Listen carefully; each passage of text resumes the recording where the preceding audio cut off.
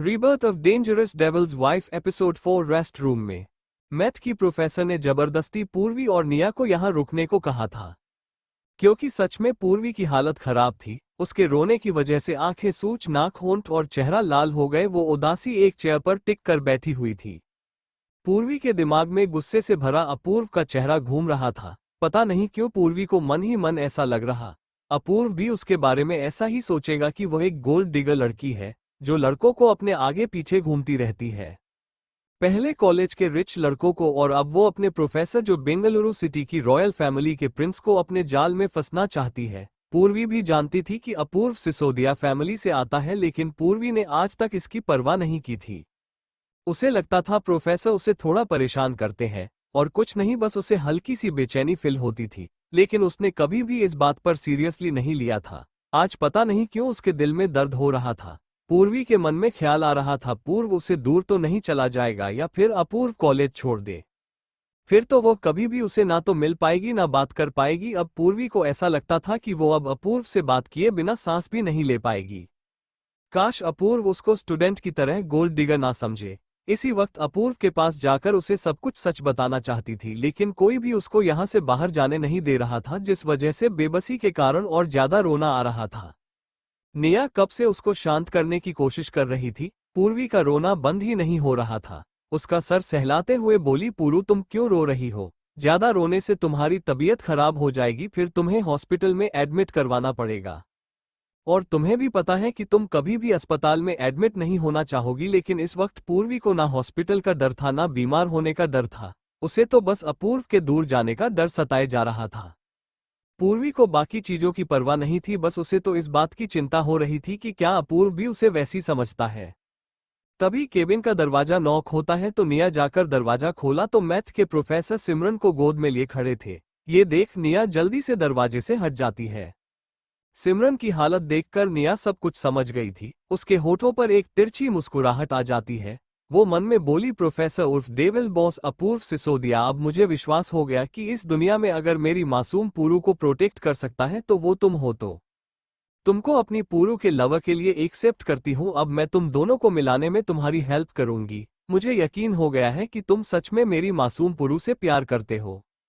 अपने सामने सिमरन की हालत देख पूर्वी रोना और अपूर्व को भी भूल गई और वो हैरानी से सिमरन की हालत देख उसके करीब गई और सर सहलाते हुए प्रोफेसर से पूछा, इसको क्या हुआ? लेकिन प्रोफेसर बेबसी से पूर्वी की तरफ देखते हैं, फिर पास ही पड़े सोफे पर सिमरन को लेटाकर निया को उसका ख्याल रखना को बोलकर केबिन से बाहर चले जाते हैं। निया ने सिमरन को इग्नोर किया, फिर वो आलसियों तरह सोफे पर जाकर आर्म रेस्ट पर सिर टिकाकर आंखें बंद कर लेती है। वो जानती थी कि पूर्वी के साथ सिमरन कुछ भी करे, लेकिन पूर्वी उसकी केयर करेगी। सिमरन उसे कुत्ते की पूंछ की तरह है जो कभी भी सीधी नहीं हो सकती, चाहे उसके लिए कुछ भी कर लो। वही पूर्वी एंजल की तरह है, अपने आप को चोट पहुंचाने वाले को दर्द में देख उसका ख्याल रखती है। पूर्वी वेट टिश्यू से सिमरन को वाइप करती है, उसकी पसीने और धूल मिट्टी से सनी हाथ, पैर और चेहरा क्लीन करती है और उसके हाथ रब करने लगती है। इधर ग्राउंड में सारे स्टूडेंट की हालत खराब थी। वो सब नीचे गर्म मिट्टी पड़े हाफम रहे थे। सबको सिमरन पर गुस्सा आ रहा था, क्योंकि उसकी वजह से वो लोग आज इतनी भयानक पनिशमेंट भुगत रहे थे। वो लड़की बेहोश होने का ड्रामा करके कहीं आराम से सो रही होगी। निखिल और आशीष की हालत सबसे ज्यादा खराब थी, क्योंकि अपूर्व ने उन्हें बहुत कम पानी पीने दिया, जिस वजह से डिहाइड्रेशन की वजह से उनके होंठ बुरी तरह सूख गए थे। गले में पानी न पीने की वजह से बुरी तरह दर्द हो रहा था। सारे स्टूडेंट गर्मी, धूप, मिट्टी, पसीने की परवाह किए बिना ग्राउंड में सीधे लेटे हुए रेस्ट कर रहे थे। अपूर्व वहां से अपने केबिन की तरफ चला गया। सारे स्टूडेंट ने ठान लिया था, कुछ भी हो जाए वह किसी की भी कोशिश में ध्यान नहीं देंगे। वो सब लोग बस अपनी पढ़ाई पर ध्यान देंगे। खासकर पूर्वी और निया के मामले में तो बिल्कुल भी नहीं पड़ेंगे। आशीष और निखिल ने सोच लिया था कि वो अब सब स्टूडेंट के सामने नहीं बल्कि अकेले में पूर्वी को प्रपोज करेंगे। अब वो किसी भी हाल में पूर्वी को अपनी गर्लफ्रेंड बनाकर रहेंगे, तभी वो इस इंसल्ट को खत्म कर पाएंगे। जब पूर्वी उनकी गर्लफ्रेंड बन जाएगी तो यह इंसल्ट अपने आप ही खत्म हो जाएगी। वही एक पेड़ के पीछे छिपा अनिकेत यह सब कुछ देख रहा था। उसकी हिम्मत नहीं हुई कि आगे आने की। वो यहाँ पर अपनी लेडी माफिया निया से आया था, लेकिन उसे नहीं पता था कि अपने सामने इतनी भयानक नज़ारे को देखेगा। उसका दिल डर के मारे धड़क रहा था, क्योंकि वह जानता था ये पनिशमेंट तो कुछ भी नहीं है। और जिस लड़की और 2 लड़कों ने उसकी भाभी को इस तरह कॉलेज के सामने इंसल्ट किया, उनकी तो अब जिंदगी ही नरक बनने वाली है, क्योंकि एक बार के लिए चुड़ैल इंसान का पीछा छोड़ सकती है, लेकिन उसका डेविल ब्रदर अपने दुश्मनों और अपनों के दर्द देने वाले इंसान का पीछा नहीं छोड़ता। चाहे उसे कुछ भी क्यों न करना पड़े, उसकी हर सांस को अपनी मर्जी से चलता है और उनको परेशान करता है कि अगला बंदा लाइफ टाइम रिग्रेट करता है। इधर पूर्वी परेशानी में सिमरन का हाथ रब करते हुए धीरे से बोली, सिमरन को क्या हो गया, इसकी ऐसी हालत कैसे हो गई? निया के मुंह से पता नहीं क्यों एक बात निकल जाती है जिसका उसका बाद में पछतावा होता है। निया, प्रोफेसर अप्रूवल में इन सबको तुम्हारी इंसल्ट के बदले पनिशमेंट दी है। मुझे लगता है निखिल और आशीष की भी ऐसी ही हालत होगी। ये सुनते ही पूर्वी झट से अपनी जगह पर खड़ी हुई और वो हैरानी निया की तरफ देखने लगी। निया ने कसकर अपनी आंखें भींच ली। उसको अपनी गलती का एहसास हुआ कि उसने क्या बोल दिया। पूर्वी तेज कदमों से रेस्ट रूम के बाहर निकल गई। अब उसको किसी की परवाह नहीं थी। वो नहीं चाहती थी उसकी वजह से किसी को भी कोई परेशानी हो। जैसे ही वो बाहर आई तो उसकी नज़र ग्राउंड पर गई, जहां पर सारे स्टूडेंट की हालत लगभग सिमरन जैसी ही थी। बस फर्क इतना था कि बाकी स्टूडेंट सिमरन की तरह बेहोश नहीं थे, लेकिन उनकी हालत सिमरन से भी बुरी थी। पूर्वी को सबको देख बहुत बुरा लगा। पूर्व चारों तरफ अपनी नजरें दौड़ाता है, कहीं कोई प्रोफेसर देख तो नहीं रहा। फिर वो छुपते छुपाते अपूर्व के केबिन की तरफ बढ़ गई। वही निया भी पूर्वी को रोकने के लिए उसके पीछे आई, लेकिन जैसे ही वो रेस्ट रूम से बाहर निकाल पूर्वी के पीछे जाने वाली थी कि किसी ने उसे पकड़कर एक छोटे से गलियारे में खींच लिया। वहां हल्का सा अंधेरा था, क्योंकि गलियारे के तीनों तरफ की दीवारें बंद थी। एक तरफ छोटा सा रास्ता था, जिस वजह से वहां पर हल्का अंधेरा था। निया ने जैसे ही आंखें एडजस्ट करके देखा तो अपने सामने अनिकेत को देखकर आंखें गुस्से के कारण सिकुड़ गई और उसने एक पंच अनिकेत के कंधे पर मारते हुए कहा, ओए चमगादड़, तुम यहाँ क्या कर रहे हो? मैं पहले से परेशान हूँ यार, दिमाग का दही मत करो वरना तुम्हें इसी अंधेरे होने में कहीं पिटकर छोड़ दूंगी, फिर यहीं पर तड़पते रहना। मन तो कर रहा है उसे सिमरन को यहाँ लाकर पटक दूं, लेकिन अभी मेरे पास वक्त नहीं है, वरना तुम्हारा और सिमरन का एक सहल करके तुम दोनों को यहाँ पर बंद करके चली जाती। यह सुन अनिकेत मुंह बनाते हुए बोला, तुम्हें मेरा और उस लड़की का साथ होना बिल्कुल भी बुरा नहीं लग रहा? उसे चिमकांडी से मुझे कंपेयर कैसे कर सकती हो? मैं तुमसे प्यार करता हूँ। ये सुनकर निया अपनी आंखें बड़ी बड़ी करके पहले अनिकेत को घूरकर देखी है, फिर अचानक जोर जोर से हंसने लगी। अनिकेत बेचारा डर से कोने में सिकुड़ गया। वहीं निया किसी राक्षस की तरह जोर जोर से हंस रही थी। वही अनिकेत बेचारा छोटे बच्चों की तरह डरा समा उसे देख रहा था कि अचानक इस क्या हुआ। अपूर्व के केबिन में पूर्व का गुस्सा अभी भी शांत नहीं हुआ था। वह गुस्से से इधर उधर चक्कर लगा रहा था। उसका मन कर रहा था उन सबको एक एक करके आपकी भट्टी में झोंक दे, लेकिन वह ऐसा नहीं कर सकता था। थे तो वो भी यह स्टूडेंट की अगर उनकी जगह कोई और होता तो वो पक्का उन सबको आग हवाले कर देता। उसकी जाना की ऐसी हालत करने पर उन सबकी वजह से उसकी आंखों में आंसू आए, जो अपूर्व के लिए किसी एसिड से कम नहीं थे। तभी केबिन का दरवाजा नॉक हुआ तो पल भर लिए गुस्से में अपूर्व ने दरवाजे की तरफ देखा। अचानक उसका दिल जोरों से धड़कने लगा, तो वह कातिल स्माइल के साथ चेयर पर बैठ प्यार से पूर्वी को अंदर आने को कहा तो पूर्वी अपना सिर झुकाए छोटे बच्चों की तरह जाकर अपूर्व की टेबल के पास खड़ी हो गई। उसको ऐसे देखकर अपूर्व को उस पर बहुत प्यार आया। मन कर रहा था वो उसे बाहों में भरकर ढेर सारा प्यार करे। फिर अपने इमोशंस को कंट्रोल कर कातिल मुस्कान के साथ बोला, हाँ मिस पूर्वी, आपको क्या कहना है? पूर्वी की हालत खराब हो गई। उसे समझ नहीं आ रहा था वह क्या बोले, लेकिन अपूर्व का उसकी आवाज सुनने का मन कर रहा था। पूर्वी की हालत देख समझ गया कि पूर्वी से बात कैसे करनी है। अपूर्व, मिस पूर्वी आप ठीक है? पूर्वी ने हड़बड़ाकर कहा, हाँ प्रोफेसर। अपूर्व, मुझे कुछ कहना चाहती है? पूर्वी, हाँ प्रोफेसर। अपूर्व, क्या पूर्वी? प्रोफेसर, आपने उनको सबको पनिशमेंट क्यों दी? मुझे उन्होंने ज्यादा हर्ट नहीं किया और मेरी भी गलती है। पूर्वी, मुझे उनको पहले ही मना कर देना चाहिए था। अपूर्व, हम पूर्वी अपने उनको मेरी वजह से पनिशमेंट क्यों दी? अपूर्व चेयर से उठकर पूर्वी के करीब आया, धीरे से उसकी कान के पास झुककर अट्रैक्टिव आवाज में बोला, सच में जानना चाहती हो? पूर्वी से अटक गई थी। फिर से उसे वही बेचैनी फुल हो रही थी जो कल हो रही थी। जो थोड़ी देर पहले सुकून और अपनेपन का एहसास हुआ था वो सब गायब हो गया था, लेकिन उसे बुरा नहीं लग रहा था अपूर्व का उसके करीब आना। फिर भी उसने धीरे से अपना सिर हिलाया। अपूर्व जुनून और कातिल मुस्कान के साथ बोला, अच्छा सुनो जालिम महबूब, तेरी मोहब्बत में जलता है ये दिल, जुनून से भरी हर रात में सुलगता है दिल। जहन्नुम की मौत देंगे तुझे दर्द देने वालों को, आगे बढ़ते हर कदम में कांटे देने वालों को। इश्क में जलता है दिल का जहर, एक हसरत एक आरजू है इजहार की। सिर्फ जुनून ही नहीं जज्बात का सफर है, दर्द देने वालों को मिलेगी जहन्नम की मौत। अगर दिल को झुलसाया तो पूर्वी जगह पर स्टैचू की तरह खड़ी थी।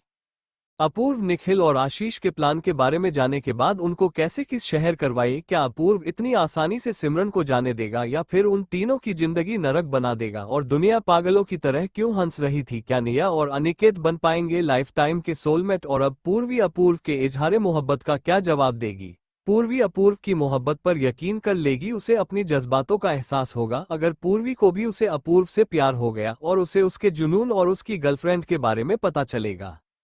केबिन में अपूर्व और पूर्वी एक दूसरे के बिल्कुल करीब खड़े थे। अपूर्व की गर्म और मीठी सांस पूर्वी को अपने कान और गाल पर फिल हो रही थी। वो किसी स्टैचू की तरह अपनी जगह पर खड़ी हुई थी। पूर्वी को अपनी पूरी बॉडी में गूज़बम्प्स फिल हो रहे थे। पूर्वी को पूरी बॉडी में ऐसे फिल हो रहा था जैसे कुछ रेंग रहा हो, तो उसने झटके से अपूर्व को खुद से दूर पुश कर दिया। अपूर्व 2 कदम पीछे हटकर पूर्वी को ऊपर से नीचे तक देखकर बोला, क्या हुआ।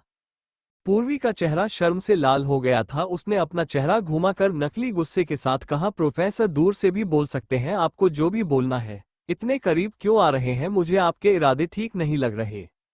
अपूर्व भी समझ गया कि उसका इजहार मोहब्बत पूर्वी के सिर ऊपर से ही निकल गया। वो बस अपनी फीलिंग के कार्यों में फांसी की फांसी रह गई। जब तक पूर्वी को अपने प्यार का एहसास नहीं हो जाता तब तक उसे कभी भी अपूर्व की फीलिंग्स समझ नहीं आएंगी। अपूर्व स्माइल के साथ बोला, ओह जाना, तुझे मेरे इरादे बता दूं तो घबराकर खुद में सिमट जाओगी तुम। अपने दिल की धड़कने सुना दूं तो दीवाने से सहम जाओगी तुम। हमारे इश्क भरे इन जज्बात को राज ही रहने दो, नहीं तो इश्क के नशे में डूब जाओगी तुम। इतना बोलकर अपूर्व अपनी चेयर पर बैठ गया और दीवार से टिककर लंबी लंबी सांस ले रही अपनी जाना को निहारने लगा। पूर्वी को अब अपूर्व के केबिन में आने का अफसोस हो रहा था। वो मन में खुद को कोसते हुए बोली, पूरू तुम्हें डेविल गुफा में आने की क्या जरूरत थी। अब देखो तुम खुद ही इसके जाल में फंस गई। यह किसी को भी पनिशमेंट दे तुम्हें क्या, और तुम्हारे लिए ये कभी भी ऐसा कुछ नहीं करेगा। तुम्हें बस गलतफहमी रहती है कि सब तुम्हारे आगे पीछे घूमते हैं। वो तुम्हारे प्रोफेसर हैं, अगर तुम्हारी जगह कोई और भी लड़की होती तो वो ऐसा ही करते। पूर्वी ने गहरी लंबी सांस ली, फिर झटके से दरवाजा खोलकर केबिन से ऐसे गायब हुई जैसे कि वहां पूर्वी कभी नहीं थी। अपूर्व उसके एक्सप्रेशन देखकर सब कुछ समझ गया था। वो अपने दिल वाले हिस्से को मसलते हुए जुनून भरी आवाज में बोला, ओह जाना, तुम कितनी मासूम हो। तुम्हें क्या लगता है तुम्हारी जगह कोई और होता तो मैं पनिशमेंट देता? कभी नहीं, सबको कचरे के डिब्बे में फिकवा देता। उसके अलावा मैं कभी उनकी तरफ आंख उठाकर भी नहीं देखता। अभी तो पनिशमेंट पूरी कहाँ हुई है। उन 3 बेवकूफ की बारी है जिन्होंने मेरे महबूब, मेरे जुनून, मेरे चांद को छूने की कोशिश की है। इश्क का रंग बिखरा है तुम्हारी धड़कनों में, जुनून ने हमें बुलाया है तुम्हारे दिल के करीब। रातें हैं मगर चांदनी नहीं, सितारे भी गुलाबी है तुम्हारे इश्क में, हर लम्हा जुनूनी और ख्वाबी है। अंधेरे गलियारे में अनिकेत निया को ऐसे देख रहा हो जैसे आधी रात को अचानक उसने चुड़ैल को देख लिया हो। निया को पागलों की तरह हंसता देखकर अनिकेत उसकी गाल को छोटे बच्चों की तरह उंगली से पोकरते हुए बोला, तुम इंसान हो या चुड़ैल। ये सुनते ही मिया की सारी हंसी गायब हो गई और वो अनिकेत को ऐसे देखने लगी जैसे वो किसी बेवकूफ को देख रही हो। तभी अनिकेत आगे बोला, तुम जो भी हो मुझे कोई फर्क नहीं पड़ता। आज से तुम मेरी वाइफ हो। मैं तुम्हें तन मन धन से अपनी पत्नी मान लिया है। इस जीवन में तो क्या, मैं अपने अगले 7 जन्मों में तुम्हारे अलावा किसी को भी अपनी वाइफ के रूप में एक्सेप्ट नहीं कर सकता। मैं प्योर वर्जिन हूँ। मैंने बचपन में सोच लिया था कि मैं अपनी लाइफ में एक लड़की से प्यार करूंगा, उसे शादी करूंगा, उसके साथ अगले 7 जन्म बिताऊंगा, चाहे तुम्हारे जैसी चुड़ैल हो या नीना यदुवंशी की तरह पिशाचिनी। नीना यदुवंशी का नाम सुनकर निया सीरियस हो गई और वो अनिकेत के सर पर हल्के से टपली मारकर बोली, तुमने देखा है मैं एक टॉम बॉय की तरह रहती हूँ। तुमने उसे दिन सुन लिया था कि मुझे लड़कियों में इंटरेस्ट है, तो फिर मेरे पीछे क्यों पड़े हो। और अभी अभी तुमने कहा मैं चुड़ैल भी हूं, तो तुम्हें पता होगा चुड़ैल रात में कितनी भयानक होती है। अगर किसी दिन मैंने तुम्हारा खून निकलकर काली शक्तियों को चढ़ा दिया तो फिर तुम्हारा क्या होगा। निया डरने की कोशिश कर रही थी, लेकिन अनिकेत जल्दी से छोटे बच्चों की तरह निया को हक कर उसके सीने पर सिर रखते हुए बोला, नहीं डार्लिंग, तुम चाहे मेरा खून भूतों और पिशाचों को चढ़ा दो, लेकिन मैं कभी तुम्हें नहीं छोड़ने वाला। ये सुनकर निया ने गुस्से में अनिकेत को खुद से दूर झटकते हुए कहा, मैंने कहा ना मुझे तुम में इंटरेस्ट नहीं है, तो क्यों जबरदस्ती गले पड़ रहे हो। तुम अमीर हो, हैंडसम हो, खासकर अपूर्व सिसोदिया के भाई हो। तुमसे कौन शादी नहीं करना चाहेगा, तुम किसी भी लड़की से शादी कर सकते हो, बस मेरा पीछा छोड़ दो। ये बोलकर निया वहां से भाग गई। वही अनिकेत नीचे बैठा निया को पीछे से घूरते हुए बोला, ओह डार्लिंग, इस जन्म में चाहे तुम चुड़ैल हो या पिशाचिनी, मैं तुम्हारे पीछे किसी बेताल की तरह पड़ जाऊंगा और कभी भी तुम्हारा साथ नहीं छोड़ने वाला। और उसके होठों पर शैतानी मुस्कुराहट आ जाती है। वो अपने कपड़ों को झड़ते हुए अपनी जगह से खड़ा हुआ और फिर वो चुपके से गार्डन के पौधों के पीछे छुपते छुपाते कॉलेज के गेट से बाहर जाने वाला था कि तभी किसी के बड़बड़ाने की आवाज सुनाई दी, जैसे कोई किसी को कोस रहा हो। इधर पूर्वी गार्डन में बेंच पर बैठी थी, तभी उसके पास आई और उसके कंधे पर हाथ रख तो पूर्वी बुरी तरह डर गई। उसने निया को देखा तो चैन की सांस ली। निया उसे अजीब नजरों से घूर रही थी। पूर्वी, ओए चुड़ैल, ऐसे क्यों घूर रही है? आज ज्यादा खूबसूरत लग रही हूँ। निया, तुझे क्या हुआ है? आज अजीब सा बिहेव कर रही है, जैसे तुमने शैतान को देख लिया हो। पूर्वी उसे अपने पास बेंच पर बैठाया और उसके कंधे पर अपना सर टिका दिया। अपने सामने गुलाब के फूलों को देखने लगी। निया सोचकर बोली, सच में आज उन लोगों ने हद पार कर दी थी। पूर्वी के दिमाग में सीधा अपूर्व की करीबियां और उसे अजीब से ख्याल आने लगे। उसने कसकर अपनी आंखों को भींच ली और उन फीलिंग्स को अपने से दूर करने लगी, पर उसे शैतान का एहसास उसके दिमाग से जा ही नहीं रहा था। निया, क्या हुआ? पूर्वी, पता नहीं क्यों लोग हमारी जिंदगी में जबरदस्ती घुसने की कोशिश करते हैं। निया को पता नहीं क्यों बार बार अनिकेत का ख्याल आ रहा था। निया हमेशा लड़कों के बीच रही है, पर अनिकेत के साथ एक अलग ही एहसास महसूस करती थी और उसे एक सुकून मिलता था। अभी भी अनिकेत का उसके जबरदस्ती हक करना याद आ रहा था। निया, अजनबी हमारी लाइफ में आकर एक तूफान मचा देते हैं और हम उसे कंट्रोल भी नहीं कर सकते। पूर्वी, हाँ तुम सही बोल रही हो। कुछ अभी अजनबी और अजीब लोग होते हैं जो जब भी हमारे करीब आते हैं तो एक अलग सा सुकून और बेचैनी दे जाते हैं, फिर वही बेचैनी धीरे धीरे आदत में बदल जाती है। निया, पुरु, तुम कब से इतनी गहरी बातें करने लगी? मुझे कुछ समझ नहीं आया। पूर्वी मासूमियत से बोली, सच में समझ नहीं आया? मुझे भी कुछ भी समझ नहीं आया। पूर्वी के सर में टपली मारते हुए बोली, पागल लड़की, तुम्हारा कुछ नहीं हो सकता। फिर वो दोनों हंसने लगी। तभी अचानक एक लड़की ने निया को बुलाने आए। निया थोड़ी देर वेट करने का बोलकर उसके साथ चली गई। पूर्वी ने जैसे ही पानी पीने के लिए अपने बैग में हाथ डाला तो उसने देखा पानी खत्म हो गया है। वो थोड़ी दूर से अपनी बोतल में पानी भरकर वापस आ रही थी, तभी किसी ने उसे पकड़कर खींच लिया। पूर्वी की हल्की सी चीख निकल गई। एक डरावनी सी जगह, यहाँ पर रोशनी के नाम पर हल्की लाल रोशनी जल रही थी। उसे रोशनी में कोई ध्यान से देखा तो वो रोशनी शैतान के जैसा दिखने हैंडसम आदमी के चेहरे पर पड़ रही थी। उसे लाल रोशनी में वो और ज्यादा भयानक और जानलेवा लग रहा था। तभी एक ठंडी हवा का झोंका उसे पूरी जगह में फैल गया। इसके साथ ही एक दर्द भरी एक चीख सबको सुनाई दी। सुनकर आसपास खड़े बॉडीगार्ड ठंडा हवा के झोंके की वजह से पसीने में भीग गए और अपने कांपते हुए शरीर को संभालते हुए सावधान पोजीशन में खड़े रहे। वो शैतान अपनी चेयर पर किसी किंग की तरह बैठा था। कुछ ही देर में उसके आसपास पानी और खून भाखड़ा आने लगा और यह सब देख उसके चेहरे पर सेटिस्फैक्शन भरी मुस्कान थी। वो खतरनाक नजरों में आग लिए सामने पड़े 20-21 साल के लड़के को देख रहा था। कबीर बॉस, बस इसे जान से मारना है या फिर? अपूर्व ने अपने हाथों पर लगे खून के धब्बों को टिश्यू पेपर से साफ किया और घायल लड़की को देखकर बोला, अभी कुछ सांसें उधार दे दो, फिर सूद समेत ले लेंगे। कबीर के होठों पर शातिर मुस्कुराहट आ गई और वो कदम पीछे हट गया तो फिर से उस लड़के की एक दर्दनाक चीख सुनाई। चीखों में इतना दर्द था कि कोई सॉफ्ट हार्टेड इंसान सुन लेता तो शायद वो वहीं बेहोश हो जाता। अपूर्व ने एक नज़र बेहोश पड़े लड़के की तरफ देखकर कहा, अपूर्व, सिसोदिया के करीब पहुंचने के बारे में सब सोचने का यही अंजाम होता है। सामने पड़े लड़के की मासूम शक्ल और घायल शरीर को देखकर किसी को भी उसे पर दया आ जाती। अपूर्व अपनी चेयर से खड़ा हुआ और बोला, यह मरना नहीं चाहिए। फिर अपूर्व उस जगह से बाहर आया। कबीर उसके पीछे पीछे ही था। उसने कार का गेट खोला तो अपूर्व अंदर बैठ गया। कबीर ड्राइवर के बगल में बैठ गया। कुछ ही देर में कर बेंगलुरु सिटी की सड़क पर दौड़ने लगी। बाहर हल्की बारिश हो रही थी और शाम का वक्त था, इस वजह से चारों तरफ हल्का हल्का अंधेरा हो रहा था। हाईवे पर कार तेजी से अपनी रफ्तार में चल रही थी। अंदर बैठा अपूर्व अपने फोन में अपनी और पूर्वी की तस्वीर को भूल रहा था। तभी उसकी नज़र एक कैफे के बाहर खड़ी लड़की पर गई। उसके साथ लड़का भी था। उन दोनों का सिर्फ पीछे का शरीर दिख रहा था, क्योंकि चेहरा तो छतरी के नीचे था। सबसे बड़ी बात, वो दोनों एक छतरी में एक खड़े थे। लड़के ने छतरी पकड़ रखी थी। अपूर्व में ज्यादा ध्यान नहीं दिया और कर आगे बढ़ रही थी। अचानक ही अपूर्व खतरनाक आवाज में जोर से बोला, स्टॉप द कार। कार सड़क पर घसीटते हुए तुरंत रुक गई। कबीर ने परेशानी में पीछे मुड़कर अपूर्व की तरफ देखा। वो कुछ बोलना इससे पहले ही यह बारिश में अपूर्व बाहर निकल गया। इसके साथ ही भयंकर बारिश चालू हो गई। ऐसा लग रहा शैतान स्वयं धरती पर आ गया हो। मौसम भी अपूर्व की तरह खतरनाक हो गया था। विराट कबीर ने देखा कि अपूर्व में बारिश में भीगते हुए पीछे जा रहा है तो वह भी जल्दी से बारिश में भीगते हुए अपूर्व की तरफ बढ़ गया। पूर्व गुस्से की आग में जलते हुए लड़की और लड़के के पास आकर खड़ा हो गया और लड़की का हाथ पकड़कर उसने अपनी ओर खींच लिया। बुरी तरह डर गई और अपूर्व की खींचने की वजह से वो छते के नीचे से हट गई और अपूर्व की बाहों में समा गई। उसका फोरहेड अपूर्व के सीने पर था। अपूर्व अपनी लाल आंखों से सर नीचे करके देख रहा था। कबीर ने जब यह नजारा देखा तो वह चौंक गया। अपने डेविल बॉस को बीच सड़क पर इस तरह एक लड़की को गले लगाते देख विराट अपने हाथ में पकड़ी छतरी उन दोनों पर कर देता है।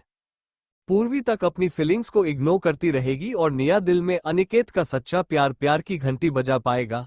अनिकेत बिना किसी की नजर में आए कॉलेज से बाहर निकल पाएगा।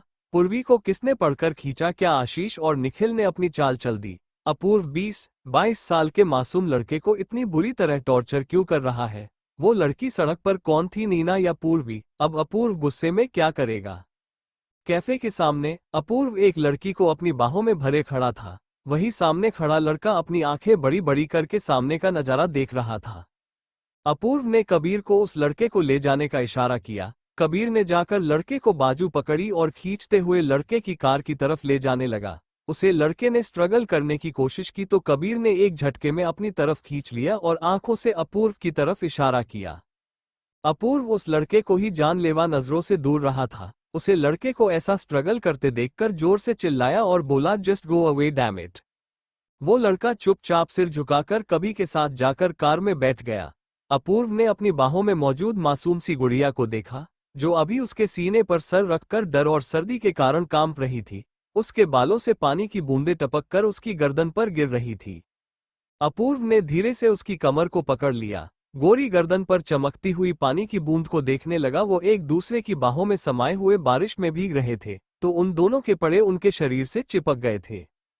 थोड़ी देर बाद अपूर्व उसकी कमर से पकड़कर उसे खुद से अलग किया और गुस्से से घूरते हुए बोला, तुम्हें यहां आने की परमिशन किसने दी? पूर्वी हैरानी से आंखें फाड़े उसको देख रही थी। अपूर्व ने उसकी चिन को पकड़ा और उसकी आंखों में गुस्से से देखकर बोला, अब तुम्हारी जबान को क्या हो गया? उसे तो तुम बड़ी हंसकर बात कर रही थी। अपूर्व जलन से किलसते हुए बोला, तुमको सुनाई नहीं दे रहा क्या? मैं कुछ पूछा है?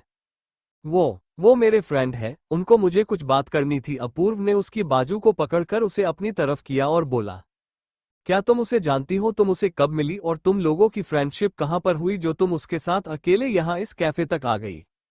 पूर्वी बुरी तरह डर गई और उसके पास कोई शब्द नहीं थे। अपूर्व गुस्से से उसे अपने करीब करते हुए बोला, आज तुमने हद पार कर दी। मन तो कर रहा है कि फिर पूर्वी का हाथ अपने दिल पर रखकर बोला, इसकी वजह से मजबूर हूं। पूर्वी डरते हुए उससे दूर होने की कोशिश करने लगी। तभी अपूर्व में कसकर उसे अपनी बाहों में भरकर कहा, मेरा दिल जलाकर इस दिलजले से दूर जाने ख्वाब देखना भी तुम्हारे लिए गुनाह है और वो गुनाह तुम्हें करने नहीं दूंगा, इसीलिए कोशिश करना बंद कर दो। हमेशा की तरह पूर्वी उसकी बात नहीं समझी और उसके गुस्से से भरी आंखों में मासूमियत से देखते हुए बोली, प्रोफेसर प्लीज मुझे छोड़िए, मुझे घर जाना है। अपूर्व हल्के से उसके बालों को पकड़कर उसका चेहरा अपने करीब करते हुए बोला, मिस पूर्वी, आज के बाद अगर तुम किसी अजनबी के साथ कहीं भी घूमती हुई नजर आए तो पनिशमेंट के लिए तैयार रहना। पूर्वी हल्का सा सर हिलाकर बोली, सॉरी, अब क्या मैं जाऊं प्लीज? इतना बोलकर पूर्वी अपूर्व की बाहों से निकलने की कोशिश करने लगी लेकिन अपूर्व ने कसकर बाहों में भरकर बोला, मैंने अभी तुम्हें वार्निंग दी तो वो तुम्हें समझ नहीं आई क्या? पूर्वी ने अपना सर झुका लिया। अपूर्व ने अपनी लाल आंखों से उसे ऊपर से नीचे तक घूरा। ऐसा लग रहा जैसे मौसम और अपूर्व के बीच कंपटीशन चल रहा हो कि कौन ज्यादा भयानक है। बारिश में भीगने से की वजह से पूर्वी का फिगर उसके कपड़ों में साफ दिख रहा था कि जिसका हर अंग उभर कर और ज्यादा अट्रैक्टिव बना रहा था।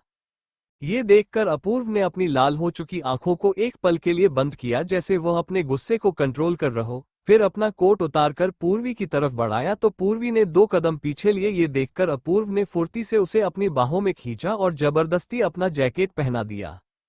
फिर पूर्वी का हाथ पकड़ा और उसे खींचकर अपनी कार की तरफ ले जाकर उसे पिछली सीट पर धकेल दिया। खुद भी अंदर बैठ गया। ड्राइवर ने मिरर से जब पूर्वी की तरफ देखा, अपूर्व ने गुस्से से घूरते हुए जोर से चिल्लाकर बोला, अभी के अभी मेरी कार से उतरो। बेचारा ड्राइवर भी बुरी तरह डर गया। उसे ऐसा लगा एक पल के लिए उसकी आत्मा उसका शरीर छोड़ चुकी है। तुरंत कार से उतर गया, पिछली सीट से उतरकर ड्राइविंग सीट पर आया और फिर मिरर में पूर्वी को घूरते हुए बोला, मैं तुम्हारा ड्राइवर नहीं हूं, इसीलिए आगे आओ। वो गेट खोलकर उतरते ही वाली थी तो अपूर्व ने मिरर में घूरते हुए कहा, तुम इतनी भी बड़ी नहीं होगी, 2 सीट के बीच से आगे ना आ सको, छोटी सी चुहिया हो, चुपचाप आगे आ जाओ, बाहर उतरने की जरूरत नहीं है। ये सुनते ही पूर्वी को बहुत तेज गुस्सा आया, लेकिन उसने अपना सर झुकाया और धीरे से दोनों सीट के बीच से निकलने लगी। पूर्वी को लगा शायद वह यहां से नहीं निकल पाएगी, लेकिन वो बड़ी ही आराम से आगे की सीट पर पहुंच गई। पूर्वी को हैरानी हुई तो उसके चेहरे के एक्सप्रेशन देखकर अपूर्व सामने का ड्राइव करते हुए बोला, हमसे बेहतर तुम्हें कौन जान सकता है। इधर दूसरी कार में कबीर ड्राइविंग सीट पर बैठा था, उसके बगल में वही हैंडसम लड़का जो पूर्वी के साथ था, वह बैठा हुआ था। कबीर ने जब अपूर्व की कार को आगे बढ़ते हुए देखा तो इतनी देर से छाई खामोशी को तोड़ते हुए बोला, अनी, तुम्हें पता है बॉस के लिए लेडी बॉस कितनी मायने रखती है, तुमने फिर भी ऐसी हरकत क्यों की? अब तुम जानते हो तुम्हारे साथ क्या होगा। और क्या तुम चाहते हो कि वो चुड़ैल हमारी बॉस की जिंदगी में वापस आ जाए? जब से लेडी बॉस बॉस की जिंदगी में आई है, एक उम्मीद जगी है कि अब नीना नाम की चुड़ैल से हमारा पीछा छूट जाएगा, लेकिन तुम्हारी यह हरकत कहीं ऐसा ना हो कि बॉस और लेडी बॉस के बीच गलतफहमी पैदा कर दे। अनिकेत को भी एहसास हुआ कि वह अपने स्वार्थ के चक्कर में कितनी बड़ी गलती करने जा रहा था। अगर उसकी वजह से डेविल ब्रदर पूर्वी से दूर हुआ तो फिर उनकी बर्बादी निश्चित है। वो सब जानते थे कि नीना बस सिसोदिया फैमिली को बर्बाद करना चाहती है, फिर भी वह लोग अपूर्व से कुछ नहीं बोल सकते थे। अनिकेत को याद आया कि वो और पूर्वी दोनों क्यों कॉलेज से एक साथ कैफे में आए थे। फ्लैशबैक, जब पूर्वी पानी लेकर वापस आ रही थी तो अनिकेत ने उसे पौधों के पीछे खींच लिया था। वह दोनों घुटनों के बाल बैठे एक दूसरे को घूर रहे थे। पूर्वी हल्के गुस्से में बोली, आप कौन है और मुझे इस तरह यहाँ क्यों खींचकर लाए हैं? आप कहीं बैड बॉय तो नहीं हो? अनिकेत अपनी बत्तीसी दिखाते हुए बोला, नहीं भा पूर्वी। अनिकेत, नहीं मिस पूर्वी, मुझे आपको कुछ बताना है। मैं आपकी फ्रेंड निया से बहुत प्यार करता हूँ, लेकिन वो मुझे हर बार ठुकरा देती है।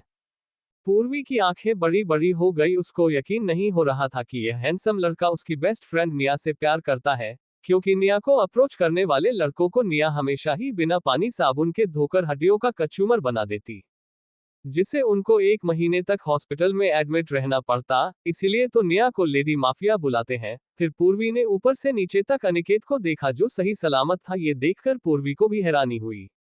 पूर्वी के चेहरे पर शैतानी मुस्कुराहट आ गई और उसने अनिकेत की तरफ देखकर कहा, सर हम यहाँ बात नहीं कर सकते। अगर निया आ गई तो हम दोनों का मर्डर कर देगी। वही अनिकेत को भी पता था अगर उसके भाई ने पूर्वी के साथ उसे देख लिया तो उसके साथ क्या होगा, इसीलिए अनिकेत भी पूर्वी के बात से सहमत था। फिर उसने पूर्वी से कहा कि वह उसे घर छोड़ देगा और यही पास में एक कैफे में चलकर बात करते हैं।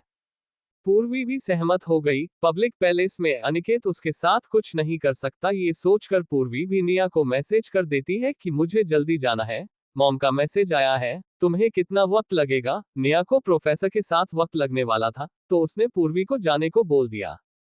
इसके साथ ही अनिकेत और पूर्वी कैफे में आ गए थे। दोनों ने कुछ देर एक दूसरे से बात की। अनिकेत को निया के बारे में बताया, वही अनिकेत ने अपने डेविल ब्रदर के बहाने अपूर्व के बारे में पूर्वी को बहुत सारी बातें बताई। इसी बीच दोनों की बॉन्डिंग बहुत अच्छी हो गई थी। दोनों का इस पर ध्यान नहीं आया कि बाहर बारिश शुरू हो गई है। जब तक उन दोनों को एहसास हुआ बहुत देर हो चुकी थी। फिर वह दोनों एक छतरी के साथ बाहर निकले। वो अनिकेत की कार की तरफ बढ़ रहे थे कि तभी कैफे के मैनेजर ने उन्हें आवाज लगाकर रोका। वो मैनेजर से बात कर रहे थे कि अचानक पूर्वी को किसी ने खींच लिया, जिस वजह से पूर्वी और अनिकेत बुरी तरह डर गए। अनिकेत ने जैसे ही अपूर्व को देखा, उसके चेहरे पर एक्साइटमेंट और डर के भाव आ गए। वो अपने भाई को पहली बार पजेसिव और इतनी केयर करते हुए देख उसे ऐसा लगा वो ऐसा अद्भुत नजारा अपनी में कभी नहीं देख पाएगा।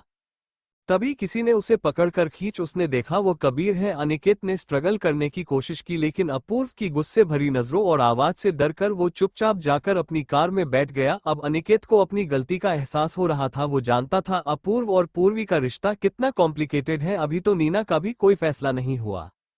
अपूर्व पूर्वी से प्यार करता है या नीना से, अभी तो इसका एहसास भी नहीं हुआ। वो अपूर्व के एक्शन से सोच रहे थे। शायद अपूर्व अब पूर्वी से प्यार करता है, लेकिन इस डेविल को कोई नहीं समझ सकता। कब ये पलट जाए कोई कह नहीं सकता। और अनिकेत की इतनी बड़ी गलती के बाद तो शायद अपूर्व खुद ही पूर्वी से दूर हो जाए।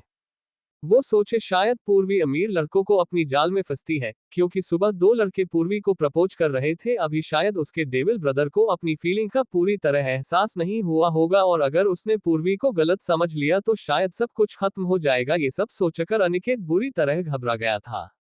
इधर कर में अपूर्व पूर्वी को घर रहा था, तो उसने देखा पूर्वी इधर उधर हो रही है, तो उसकी नजर पड़ी कि इस बेवकूफ लड़की ने अभी तक सीट बेल्ट भी नहीं लगाया। अपूर्व ने तुरंत कॉल को ब्रेक लगाया, इसके साथ ही पीछे चल रही सारी कार एक साथ रुक गई। अपूर्व पूर्वी के एकदम से करीब आया तो पूर्वी बुरी तरह घबरा गई और उसके दिल की धड़कनें तेज चलने लगी। उसे अपूर्व की नजदीकियां अब बेचैनी नहीं बल्कि अजीब सा एहसास दे रही थी। दोनों एक दूसरे के बेहद करीब थे, इतने कि पूर्वी को पूर्वी की सांस अपनी गर्दन पर रुपए की अपूर्व को पूर्वी की सांस अपने चेहरे पर फिल हो रही थी। तुम गर्म सांसों से पूर्वी की सांसें तेज हो गई। वही अपूर्व को अलग ही एहसास और सुकून महसूस हो रहा था। पूर्वी को अपूर्व के अंदर से एक बहुत ही मीठी और जानी पहचानी खुशबू आ रही थी, जिसे पूर्वी अपने आप को पिघलने से रोक नहीं पा रही थी। अपूर्व थोड़ा और पास आया और उसने धीरे से सीट बेल्ट लगा दी। पूर्वी के गालों पर गीले बालों की कुछ लेट चिपकी हुई थी, जिसे अपूर्व ध्यान से देख रहा था। इस दौरान उन दोनों की सांस आपस में भूलने को तैयार थी। पूर्वी ने लगभग अपनी सांस रोक ली थी और कसकर सीट में अपने नाखून धंसा दिए थे। पीछे खड़े की कार में मौजूद बॉडीगार्ड कबीर और अनिकेत हैरान थे कि अपूर्व ने बीच सड़क पर कार क्यों रोक दी। इतनी हिम्मत नहीं थी कि वह जाकर अपूर्व से पूछे कि आपने कार क्यों रोक है। लोग शांति से वेट कर रहे थे और अपनी नजरें इधर उधर घूम रहे थे कि कहीं यहाँ कोई खतरा तो नहीं है ना। उनको कौन बताए कि अपूर्व तो बस अपनी जाना के करीब उसकी सांसों को महसूस करके मदहोश हो गया है और वो उसकी सांसों की खुशबू में खो गया है। पूर्वी को अनकंफर्टेबल देखकर अपूर्व ने सीट बेल्ट को दिखा। सीट बेल्ट लगाने के लिए पूर्वी के करीब आया। इस बीच अपूर्व और पूर्वी एक दूसरे के बेहद करीब थे, एक दूसरे की सांसों को महसूस कर सकते थे। अपूर्व ने सीट बेल्ट बांधकर उसके सर पर उसके हाथ से मारा और उसके मासूम चेहरे की तरफ देखा। क्यों उसकी करीबी की वजह से इमोशन और सांसों को कंट्रोल करने की कोशिश कर रही थी। पूर्वी की बंद आंखों को देखकर बोला, दूसरे लड़कों के साथ घूमने का बहुत शौक है ना, के बाद किसी लड़की के करीब जाकर दिखाओ। पूर्वी प्रोफेसर, मैंने कुछ गलत नहीं किया, मुझे हक है फ्रेंड्स बनाने का। अनिकेत मेरे न्यू फ्रेंड है, हम जरूरी बात करने के लिए आए थे, मुझे फ्रेंड्स बनाने का हक है। अपूर्व, और मुझे लोगों को कंट्रोल करने का, खासकर तुम्हें कंट्रोल करने का। हमेशा याद रखना, मेरी कंट्रोल करने की पावर भारी तुम्हारे सारे हक छीन लेगी। पूर्वी, लेकिन पूर्वी कुछ बोलती तभी अपूर्व ने उसे खतरनाक नजरों से घूर कर देखा, तो पूर्वी एकदम से चुप हो गई और अपूर्व को ध्यान से देखने लगी। उसको समझ नहीं आ रहा था कि यह आदमी उसे चाहता क्या है। इतनी जल्दी कोई किसी को कैसे कंट्रोल करने की कोशिश कर सकता है? कोई कैसे इतना भयानक हो सकता है? अपूर्व मैंने देखा कि पूर्वी ठंड से कांप रही है, तो उसने हीटर ऑन कर दिया और वापस अपनी सीट पर बैठकर कार स्टार्ट कर दी। फिर पूर्वी का हाथ पकड़कर गियर पर रखकर सहलाने लगा, तो पूर्वी ने तिरछी नजरों से अपूर्व को दिखा। पूर्वी ने अपना हाथ छुड़ाने की कोशिश की। जब 2-3 बार कोशिश करने के बाद भी अपूर्व ने उसका हाथ पर अपनी पकड़ मजबूत कर दी, तो पूर्वी को पता था अब कोशिश करना बेकार है, तो सीट पर अपना सर टिककर अपनी आंखें बंद कर ली। कुछ देर बाद पूर्वी ने अपनी आंखें खोली तो देखा कि वो उसके घर के बहुत नजदीक है। तो अचानक उसने अपूर्व की बाहें को कसकर पकड़ा, तो ये महसूस कर अपूर्व एक पल के लिए चौंक गया। पूर्वी प्रोफेसर, आप कार यहीं रोक दीजिए, मैं यहां से चली जाऊंगी। आपको पता है मेरा घर ज्यादा दूर नहीं है और वैसे भी बारिश रुक गई है। अपूर्व ने कुछ नहीं कहा, बस कार को ब्रेक लगा दिए। पूर्वी उसको देख रही थी और अपूर्व सामने देख रहा था। पूर्वी, ओके मैं जाऊं? अपूर्व, नहीं। पूर्वी प्रोफेसर, मेरी मॉम वेट कर रही है, वो गुस्सा करेगी। अपूर्व ओके। पूर्वी कंफ्यूजन में अपूर्व को देखने लगी, उसे अपूर्व के ओके का मतलब समझ में नहीं आया। अपूर्व उसकी कंफ्यूजन भरी नजरों को देखकर बोला, ओके जाओ। पूर्वी अपने दोनों हाथों को देखने लगी जो अपूर्व के बाजू के इर्द गिर्द लिपटे हुए थे और अपूर्व ने उन्हें दूसरे हाथ से कसकर पकड़ रखा था। पूर्वी, सर आपका जैकेट। अपूर्व, तुम रख सकती हो, मेरे पास ऐसे बहुत सारे हैं। पूर्वी ने ऊपर से नीचे तक खुद को देखा, वो एक उसे बड़े से ओवरकोट में खरगोश के बच्चे की तरह छुपी हुई थी। पूर्वी ने बच्चों की तरह मुंह बनाकर कहा, यह बहुत बड़ा है, मुझे नहीं चाहिए। पूर्वी की बात सुनकर अपूर्व की भौहें सिकुड़ गई और उसने आंखें छोटी कर पूर्वी की तरफ देखा, जो किसी मोम की गुड़िया की तरह उसके ब्लैक ओवरकोट में छुपी हुई थी। अपूर्व धीरे से बड़बड़ाकर बोला, इतनी छोटी है कि शायद मेरी पॉकेट में ही आ जाए। अगर यह फिर से दूसरे लड़कों के साथ बाहर घूमने की हिम्मत करेगी तो मैं इसे अपनी पॉकेट में कैद कर लूंगा। पूर्वी को अपूर्व की लास्ट लाइन सुनी तो वो हैरानी से अपनी आंखें बड़ी कर अपूर्व को देखने लगी। क्या वो अपने प्रोफेसर की नजरों में इतनी छोटी थी कि वो उनकी पॉकेट में ही कैद हो सकती थी? यह सोचकर पूर्वी ने बुरी तरह मुंह बनाया। पूर्वी की हरकतें देखकर अपूर्व दुनिया के सबसे छोटे पप्पी पल की याद आ गई, जिसे लोग अपने हैंडबैग और पॉकेट में डालकर घूमते हैं। अपूर्व का मन कर रहा था वो पूर्वी को अपनी पॉकेट में डालकर घूमे। अपूर्व को अपनी तरफ अजीब नजरों से देखते देख पूर्वी को थोड़ा अजीब लगा। पूर्वी अपूर्व के ख्याल से अनजान थी, वरना वो खुद को 2 थप्पड़ लगा दी। वह कहां से इतनी छोटी है कि कोई उसे अपनी पॉकेट में डाल सके? वो पूरी 5 फुट 5 इंच की है, लेकिन अपूर्व को वह इतनी छोटी क्यों लग रही है?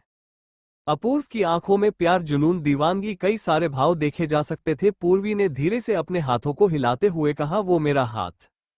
पूर्वी धीरे धीरे अपने हाथ खींचने लगी तो अपूर्व ने भी उसका हाथ छोड़ दिया और वापस स्टीयरिंग व्हील पर रख लिया। पूर्वी ने ओवरकोट निकालकर अपूर्व की ओर बढ़ाया तो अपूर्व ने उसकी पिछली सीट पर फेंक दिया और पूर्वी की तरफ धीरे धीरे झुकने लगा। एकदम उसके पास आया और उसकी आंखों में जुनून से देखने लगा। उसने धीरे से पूर्वी की कमर पर दोनों हाथों को रखा तो पूर्वी ने अपनी आंखें बंद कर ली। उसके जिस्म में एक बिजली सी दौड़ गई थी। अपूर्व ने एक हाथ से उसके चेहरे को पकड़ा और बोला, सिर्फ मेरी आंखों में देखो। पूर्वी ने जैसे हिम्मत करके अपूर्व की आंखों में देखा और जुनून से बोला, दोबारा कभी लड़कों के आसपास भी नहीं देखा ना जो होगा मोहब्बतें अंजाम, उसका इल्जाम मुझ पर होगा। जुनून से भारी रातों में इश्क का ख्वाब लिए बैठा हूं, लेकिन वो आंधी मत लाना मेरे इश्क की राहों में, जिसे मेरा इश्क बेजार हो जाए, मोहब्बत जुनून की हद पार हो जाए। दोनों की आंखें टकरा रही थी। अपूर्व आंखों से और जज्बातों से पूर्वी को धमकी देकर दूर हुआ और फिर सामने देखने लगा। पूर्वी को कुछ समझ नहीं आया, इस आदमी ने अभी क्या किया। पूर्वी ने गेट खोला और कार से उतर गई। अपूर्व कार का दरवाजा तेज आवाज के साथ बंद करते हुए उतरा और फिर कार का पिछला दरवाजा खोल उसमें से अपना ओवरकोट निकाला और पूर्वी की तरफ बढ़ने लगा। पूर्वी इतनी तेज आवाज सुनकर डरकर पीछे पलटी तो अपूर्व को अपनी तरफ बढ़ता देख घबरा गई और उसने अपनी नजरें इधर उधर घुमाकर देखा, कोई उनको देखा तो नहीं रहा। उसका दिल जोरों से धड़क रहा था। उसे समझ नहीं आ रहा था कि प्रोफेसर उसकी तरफ इस तरफ क्यों बढ़ रहे हैं और अपूर्व की आंखों में भयानक गुस्सा देखकर उसका दिल लगभग मुंह में आ गया था। अपूर्व पूर्वी के पास आया और ओवरकोट को उसके कंधे पर डालते हुए बोला, आज के बाद ढंग के कपड़े पहनकर कॉलेज आना।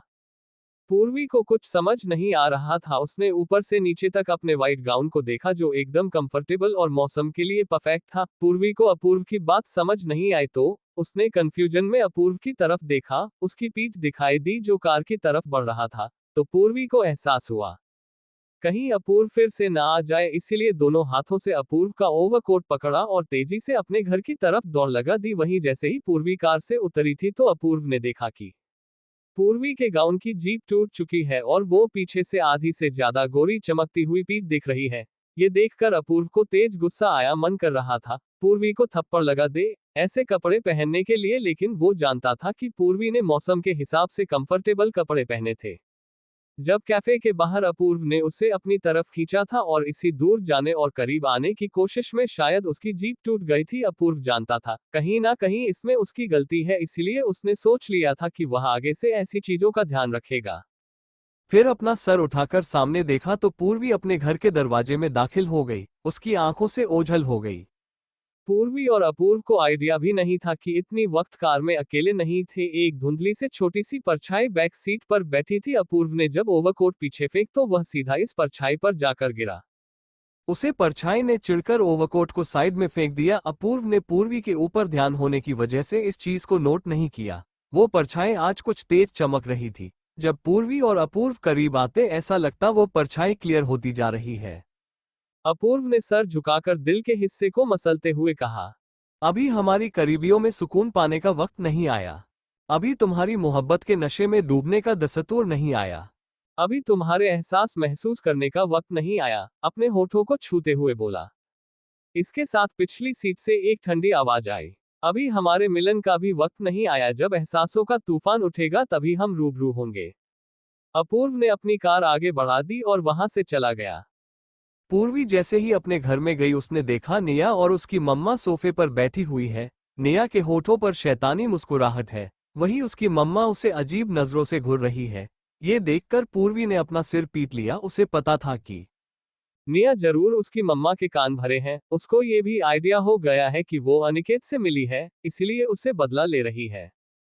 उन दोनों को इग्नोर करते हुए सीढ़ियों से ऊपर जाने लगी, तभी उसकी मम्मी की आवाज आई जिसमें न तो गुस्सा था और न ही प्यार।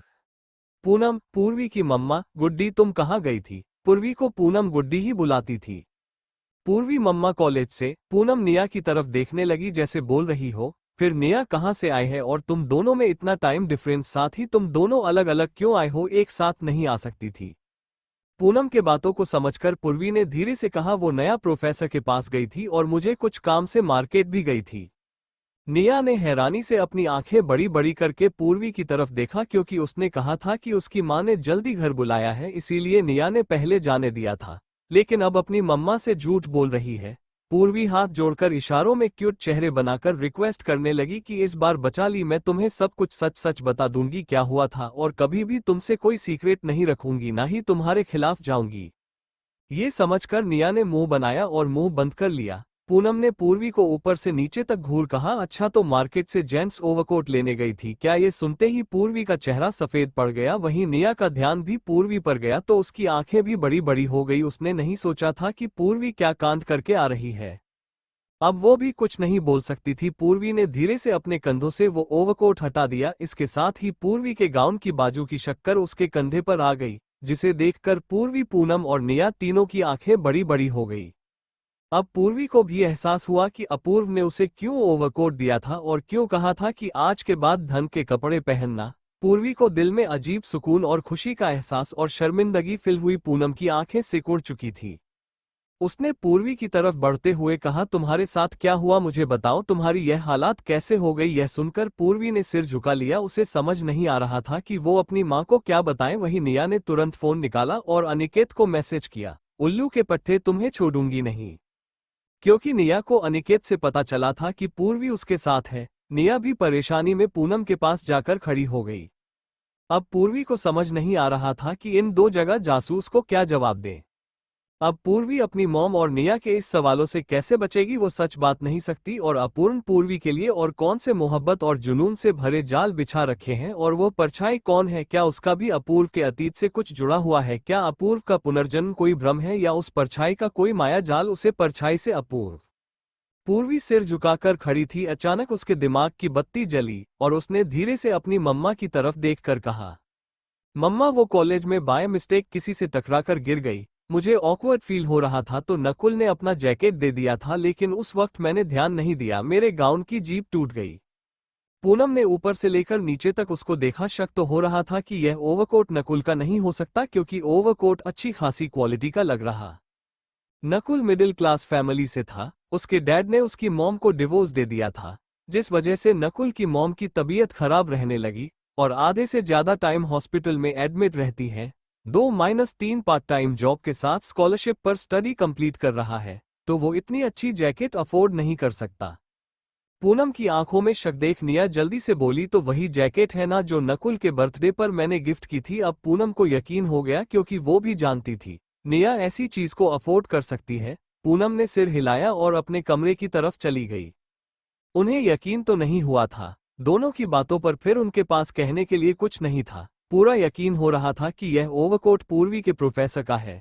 ऐसा हो नहीं सकता। बेंगलुरु सिटी का डेविल किंग 2 बार अपनी प्राइड को साइड में रख पूर्वी को घर तक छोड़कर गया हो, वो इतनी आसानी से पीछा छोड़ेगा? पूनम ने उसकी आंखों में जुनून और ऐसी भावना देखी थी जो शायद कभी नहीं खत्म होगी। इधर निया पूर्वी की तरफ बढ़ने लगी, तभी उसका फोन बजने लगा। निया ने इग्नोर किया और दोबारा पूर्वी की तरफ बढ़ी कि फिर से फोन बजने लगा। इस बार उसने इरिटेट होकर कॉलर आईडी देखी तो उसकी आंखें छोटी हो गई और पूर्वी से बिना कुछ बोले उसके घर से चली गई। ये देखकर पूर्वी ने सिर हिलाया, जैसे उसको पता था किसका कॉल है। निया के मॉम डैड का कॉल था। वो जरूर बिजनेस के मामले में निया को फिर से यूज करना चाहते हैं, लेकिन पूर्वी को कोई चिंता नहीं थी। वो जानती थी आज निया आसानी कोई भी कंट्रोल नहीं कर सकता। पूर्वी अपने रूम में पहुंची और मिरर के सामने जाकर खड़ी हो गई। पूर्वी ने सुकून की सांस ली और उसकी नजर मिरर में खुद पर गई। उसने अपूर्व का बड़ा सा ओवरकोट को पहना हुआ था और हल्की सी गीली थी, जिस वजह से उसके रोम रोम ठंड की वजह से खड़े थे। पूर्वी ने खुद को ऊपर से नीचे तक गोरा और फिर जैसे करती उसकी नजर अपने पीछे खड़े अपूर्व पर गई तो उसकी सांसें ही अटक गई। पूर्वी हड़बड़ाकर 2 कदम पीछे हट गई और उसने कोट को कसकर पकड़ लिया। अपूर्व उसके पास आने लगा तो पूर्वी पीछे खिसक गई। अपूर्व ने उसका हाथ पकड़ लिया और उसको ऊपर से नीचे तक देखने लगा। अपूर्व, तुम बहुत खूबसूरत लग रही हो मेरे कोट और व्हाइट गाउन में। पूर्वी, आप अपना कोट लेने आए हैं ना, तो ले लीजिए। अपूर्व, हम, लेकिन मेरा फेवरेट कोट इतनी देर रखने के बदले तुम्हें कुछ देना होगा। पूर्वी हकलाकर बोली, का क्या? अपूर्व, लेकर बताऊं या फिर बता कर लूं? पूर्वी, जो आपको सही लगे। अपूर्व शरारत से हंसा और फिर उसकी बात दोहराई। जो आपको सही लगे। पूर्वी की धड़कनें बहुत तेज चल रही थी। उसने जल्दी से बच्चों की तरह सिलसिला। अपूर्व धीरे धीरे उसके करीब बढ़ने लगा। वहीं पूर्वी पूरी तरह की तरफ झुककर मिरर से चिपक गई थी। अपूर्व करीब और करीब आ रहा था और वो अपूर्व की गर्म सांस अपने चेहरे पर महसूस कर पा रही थी। जैसे ही दोनों के होंठ टकराने वाले थे, अचानक की पूर्वी के फोन पर मैसेज रिंगटोन बजे। इसके साथ ही पूर्वी हड़बड़ाकर नीचे गिर गई, जो मिरर की तरफ झुकी हुई थी। पूर्वी को कमर में दर्द हुआ। उसने धीरे से अपनी आंखें खोली। उसे तेज गुस्सा आया अपूर्व पर कि उसने उसे गिरने से क्यों नहीं बचाया। क्या वो उसके करीब आने में इतना खो गया? उसने उसकी परवाह नहीं की। यह सोचकर उसने गुस्से से अपनी आंखें खोली तो देखा कि उसके सामने कोई नहीं था। पूर्वी ने हैरानी से अपने रूम में नजरें दौड़ाई तो वहां पर अपूर्व तो क्या कोई नहीं था। वो रूम में अकेली थी। पता नहीं उसने कैसे इतना अजीब सपना देखा। क्या उसके ख्याल इतने ज्यादा नॉटी थे अपूर्व को लेकर कि वो अपने कमरे में ही अपूर्व के साथ रोमांस करने के सपने देख रही थी। पूर्वी को भी एहसास हुआ कि एक आदमी के लिए उसके मन में नॉटी ख्याल नहीं बल्कि अपने प्रोफेसर के लिए नॉटी ख्याल अपने दिमाग में आए हैं। ये सोचकर पूर्वी बुरी तरह शर्मिंदा हो गई। तुरंत ओवरकोट साइड में संभाल कर रखा और बाथरूम में घुस गई। कुछ ही देर में वो शावर लेकर टॉवल भी बाहर आई। इस वक्त पूर्वी किसी कयामत से काम नहीं लग रही थी। अगर अपूर्व उसे इस हाल में देखता तो वो फिर अपना दिल हार जाता। इसके साथ पता नहीं और क्या क्या पूर्वी पर हार जाता। अपूर्व को अंदाजा भी नहीं था उसकी लिटिल नॉटी जाना उसके बारे में कैसे कैसे ख्याल अपने दिमाग में ला रही है। पूर्वी ने फिर खुद को मिरर में देखा और उसे फिर अपूर्व का चेहरा याद आया तो तुरंत अपना सर झटका और रूम का दरवाजा बंद कर टॉवल में बिस्तर पर जोर से गिरी और बच्चों की तरह हाथ पैर मारते हुए चिल्लाए, नहीं पूर्वी, तुम प्रोफेसर के लिए ऐसे ख्याल कैसे ला सकती हो? तुम तो इतनी बदमाश नहीं थी। वो तुम्हारे टीचर है, थोड़ा तो उनका लिहाज करो। दुनिया में और भी बहुत सारे हैंडसम लड़के हैं। वैसे मैंने कभी किसी लड़के के बारे में ऐसा नहीं सोचा, तो फिर प्रोफेसर को लेकर ही मेरे मन में ऐसे ख्याल क्यों आ रहे हैं? अचानक ही पूर्वी को कुछ याद आया तो उसने मन में अपूर्व को कोसते हुए कहा, मेरे दिमाग में सब सनकी और खडूस प्रोफेसर की वजह से हो रहा है। ना तो वो सीट बेल्ट बांधने के बहाने मेरे से करीब आते और ना ही मैं ये सोचती कि प्रोफेसर मुझे किस करने वाले हैं और ना ही मेरा दिमाग इतना गंदा होता। पूर्वी, आज से तुम्हें बस उनको प्रोफेसर की नज़र से देखना है और जितना हो सके उनकी नज़रों से बचकर रहना पड़ेगा। ये सोचकर पूर्वी चादर ओढ़कर वैसे ही सो गई। नशीली आंखों से वो हम जब हमें देखते हैं हम घबराकर आंखें झुका लेते हैं। कौन मिले उनसे आंखों से आंखें, सुना है वो आंखों से ही ख्वाब दे देते हैं। पूर्वी को नींद में भी अपूर्व की गरीबी के ख्वाब आ रहे थे, इसीलिए वो पिल्लों को बाहों में भारी इधर उधर अपनी करवटें बदल रही थी। उसके होठों पर शर्मीली मुस्कान थी। पूर्वी यहाँ ख्वाबों में अपूर्व की करीबों को महसूस कर रही थी। कोई था जो उसकी एक झलक पाने के लिए तड़प रहा था। ठंडी हवाओं में और बारिश के कारण आती मिट्टी की सोंधी खुशबू के बीच पेड़ से टिककर बेहद अट्रैक्टिव आदमी खड़ा था, जिसकी सिर्फ आंखें दिख रही थी। उनमें इश्क, जुनून, तड़प और दर्द भरा हुआ था। उसकी निगाहें पूर्वी की खिड़की की तरफ टिकी हुई थी। वह पूर्वी की एक झलक पाने के लिए भी वहां पर किसी चट्टान की तरह खड़ा था। उसे आदमी ने अपना एक हाथ पेड़ पर टिकाया और पूर्वी की खिड़की की तरफ देखकर बोला, दिल बेचैन है, सांसें थम रही है, ओह जालिम महबूब, बिन तेरे दीदार के तरस रही है आंखें और तड़प उठा है दिल। तेरे इरादे कुछ और है तो अपने इरादों को बदल देना, तो तुम्हें दूर जाने दूंगा ना दूर जाऊंगा, उम्र भर तेरी ही बाहों में समाऊंगा। उसके चेहरे पर एक डेविल स्माइल आ गई और वह अपनी काली आंखों से लगातार खिड़की को घूरता रहा। वो किसी साइको की तरह पूरी रात वहीं खड़ा रहा। इधर नींद में पूर्वी को ऐसा लगा जैसे कोई उसे दर्द में पुकार रहा है और पूर्वी उसके करीब नहीं जा पा रही है, बस वह उसकी दर्द भारी आहें सुन पा रही है। पूर्वी का चेहरा पसीने से भीग गया। उसने कसकर पिल्लों को किसी चीज से आजाद होने की कोशिश कर रही हो। आहें पूर्वी से बर्दाश्त नहीं हुई और पूर्वी को बहुत ज्यादा डर लग रहा था और वह अचानक नींद से जाग गई। बेड पर बैठी लंबी लंबी सांस लेने लगी। उसने अपने बगल में देखा तो वहां कोई नहीं था। खिड़की दरवाजे सब बंद थे। उसे कोई भी आवाज सुनाई नहीं दे रही थी। तो पूर्वी को सुकून मिला, मतलब वो फिर से सपना देख रही थी। पूर्वी को अचानक खिड़की के बाहर का मौसम हल्का सा सुहावना दिखा तो सपने से बाहर निकालने और बॉडी को पसीने से भीगा देखकर ठंडी हवा में सुकून की सांस लेने के बारे में सोच और उसने बालकनी का दरवाजा खोल बालकनी में चली गई। वही बाहर खड़े उसके दीदार के लिए तड़प रहे उस दिल जले को सुकून मिल गया। कोई पेड़ के किनारे पर टिककर खड़ा पूर्वी को एकटक देख रहा, जिसका पूर्वी को थोड़ा भी एहसास नहीं था, वो बस अपने सपने से निकलने की कोशिश कर रही थी। अचानक पूर्वी की नजर उसे पेड़ की तरफ गई तो उसे वहां एक साया दिखा तो पूर्वी की डर के मारे हालत खराब हो गई। जब पूर्वी ने ध्यान से वहां देखा तो कोई भी नहीं था। पूर्वी, यार इस प्रोफेसर के करीब आने के बाद पता नहीं मुझे क्या हो गया है। कभी नौटी ख्याल आते हैं तो कभी डरावने सपने तो कभी साये दिखते हैं, मैं ऐसे तो पागल हो जाऊंगी। पूर्वी ने बालकनी का दरवाजा और कर्टन लगाए और वो बिस्तर की तरफ मुड़ी तो उसको ऐसा लगा कोई उसे घूर रहा है। पूर्वी ने तुरंत कर्टन को हटाया और चारों तरफ अपनी आंखें छोटी करके घूरने लगी, लेकिन कोई नहीं था। हालात डर के मारे खराब हो गई। वो तुरंत बिस्तर में दुबकर सो गई। इधर उसे इंसान के चेहरे पर डेविल स्माइल आ गई से अपने महबूब के दीदार हो गए थे तो वो वहां से चला गया। मेहता मैंशन लिविंग रूम में निया और उसके मॉम डैड एक दूसरे के सामने बैठे हुए थे। जहां निया दोनों को नफरत से देख रही थी, वो दोनों खुशी खुशी एक दूसरे से किसी बात का डिस्कशन कर रहे थे। निया आज फिर अपनी मॉम डैड के आगे हार गई थी। निया को समझ नहीं आ रहा था कि वो इतनी मजबूत होने के बावजूद भी अपनी मॉम डैड से हार गई तो क्या फायदा हुआ, और पुरानी निया और इस निया में क्या फर्क रह गया। पहले भी उसके मॉम डैड उसका फायदा उठाते थे और आज उसका फायदा उठाने के लिए, उसकी जिंदगी को दांव पर लगाने के लिए तैयार है। आज वो अपनी मॉम डैड के आगे अपनी जिंदगी का सबसे बड़ा खेल हार गई थी। निया को आज खुद से ही नफरत हो रही थी। आज उसके मॉम डैड ने उसकी कमजोरी का फायदा उठाकर अपनी बात मनवा ली। इसके साथ ही उसके मॉम डैड को उनकी प्रॉपर्टी भी मिल जाएगी और निया से हमेशा के लिए उनका पीछा भी छूट जाएगा। फिर निया चाहे मरे या जिए उनको कोई फर्क नहीं पड़ता। निया का दिल टुकड़े टुकड़े में टूट गया। उसकी जिंदगी जीने की इच्छा खत्म हो गई थी। उसकी लाइफ में पूर्वी और नकुल के अलावा कौन ही था जो उसकी और उसके ख्वाबों की परवाह करता था? क्या कोई था क्या जिसने कभी उसकी मर्जी जानने की कोशिश की हो? अचानक ही निया के दिमाग में अनिकेत का ख्याल आया और उसकी आंखें लाल हो गई। उसका दिल जोरों से धड़कने लगा। हाँ, कुछ दिनों पहले ही तो ऐसा इंसान और मिला था जो शायद उसकी हाँ या ना की परवाह करता था। दो ही मुलाकात में उसने निया के मन में एक अलग ही जगह बना ली थी। भले ही निया उसे इरिटेट होती थी, लेकिन उसे कभी भी और लड़कों की तरह उसे नेगेटिव वाइब नहीं आई। इसीलिए निया ने अब तक अनिकेत की हड्डियां नहीं तोड़ देती। आई एम सॉरी चिपकुगम, लेकिन हमारा साथ यही तक था। पूर्वी को क्या अपने ख्यालों की वजह से अपूर्व के लिए फीलिंग का एहसास होगा? और पूर्वी को अनदर्द भरी आंखों के सपने क्यों आए? ऐसा कौन सा राज है? और उसे पेड़ के नीचे कौन था? कौन पूर्वी के घर पर नजरें बनाए हुए है?